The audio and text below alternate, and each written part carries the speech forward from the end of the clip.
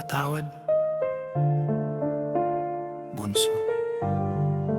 Sana naririnig mo to, Kuya Sibel. Listen.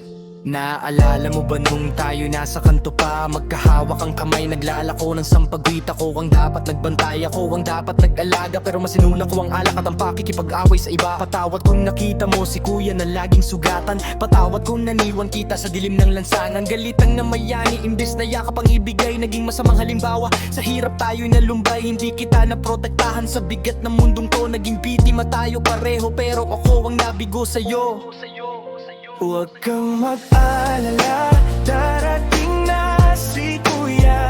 Hahanapin kita sa bawat sulok ng kalsada. Gusto kitang mayakap, humingi ng tawad sa lahat.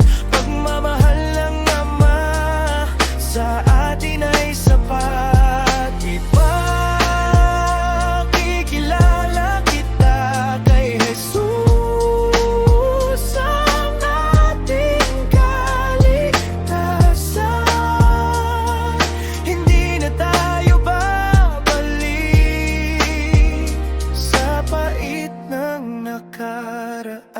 Ngayong nahanap ko na ang liwanag at ang tunay na daan, ikaw ang unang pumasok sa aking isipan. Nasa ka na kaya? Kumain ka na ba, bunso? Sana hindi ka naging katulad ko na matigas ang puso. Gusto kong bumawi, gusto kong maging bayani sa mata mo, maging kuya na maasahan na magtuturo sa'yo. Iwanan na natin ng bote, iwanan na ang galit. May plano ang Diyos sa atin kahit buhay ay naging mapait. Miss na kita, bawat gabi ay pinagdarasal na mahanap kita at maipadama ang kanyang mahal.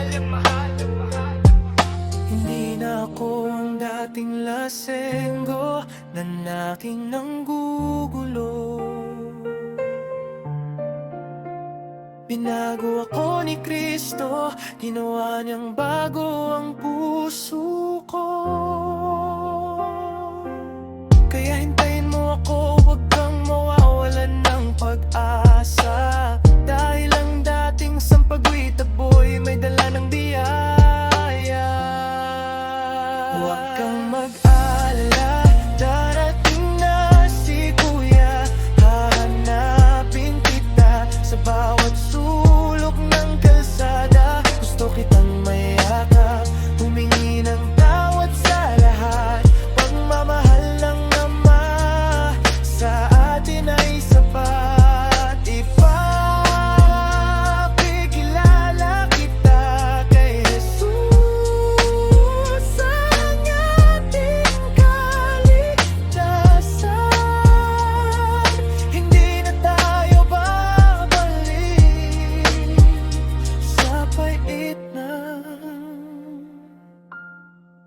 Nakaraan. Hahanapin kita, bunso. Pangako ni kuya yan. See you soon. God is good.